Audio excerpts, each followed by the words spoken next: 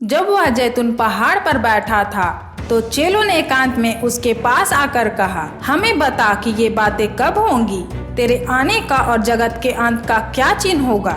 यीशु ने उनको उत्तर दिया, सावधान रहो, कोई तुम्हें ना भरमाने पाए, क्योंकि बहुत से ऐसे होंगे जो मेरे नाम से आकर कहेंगे, मैं मसीह हूँ, और बहुतों को भरमाएंगे।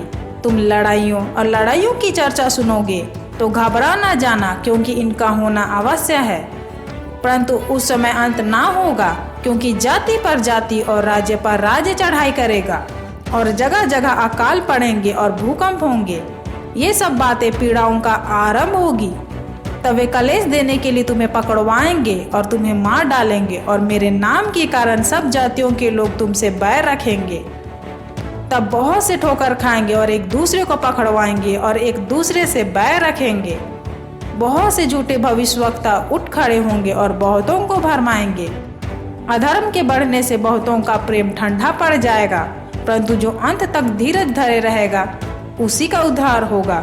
और राज्य का यह सुसमाचार सारे जगत में प्रचार किया जाएगा कि सब जातियों पर गवाही हो, तब अंत आ जाएगा।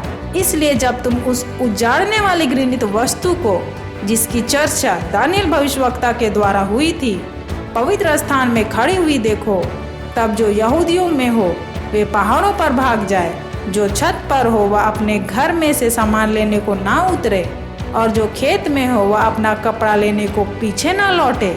उन दिनों में जो गर्भवती और दूध पिलाती होगी उनके लिए हाय। प्रार्थना किया करो कि तुम्हें जाड़े में या शब्द के दिन भागना ना पड़े, क्योंकि उस समय ऐसा भारी कलेश होगा जैसे जगत के आरंभ से अब तक ना हुआ और ना कभी होगा। यदि वे दिन घटाए ना जाते तो कोई प्राणी ना बचता, परंतु चुने हुओं के कारण वे दिन घटाए जाएंगे। उस समय यदि कोई तुमसे कहे, देखो मसीह यहाँ है या वहाँ है, तो विश्वास ना करना, क्योंकि झूठे मसीह और झूठे भविष्यवक्ता उठ खड़े होंगे और बड़े चिन्ह और अद्भुत काम दिखाएंगे कि यदि हो सके तो चुने हुओं को भी भरमा दे। देखो मैंने पहले से तुम्हें ये सब कुछ कह दिया है। इसलिए यदि वे तुमसे कहे, देखो वह जंगल में है, तो बाहर ना निकल जाना, या देखो वह कोठरियों में है, तो विश्वास ना करना। क्योंकि जैसे बिजली पूर्व से निकलकर पश्चिम तक चमकती है, वैसे ही मनुष्य के पुत्र का भी आना होगा। जहाँ लोथ हो वहाँ गीध इकट्ठे होंगे। उन दिनों के कलेश के तुरंत बाद सूर्य अंधियारा हो जाएगा और चंद्रमा का प्रकाश जाता रहेगा, और तारे आकाश से गिर पड़ेंगे और आकाश की शक्तियाँ हिलाई जाएगी। तब मनुष्य के पुत्र का चिन्ह आकाश में दिखाई देगा, और तब पृथ्वी के सब कुलों के लोग छाती पीटेंगे, और मनुष्य के पुत्र को बड़ी सामर्थ्य और ऐश्वर्य के साथ आकाश के बादलों पर आते देखोगे।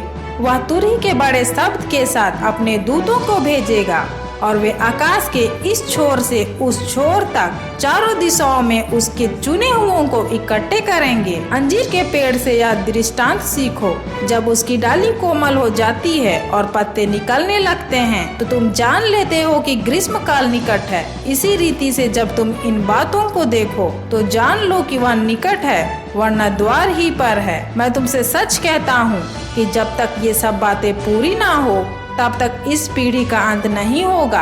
आकाश और पृथ्वी टल जाएंगे, परंतु मेरी बातें कभी ना टलेगी।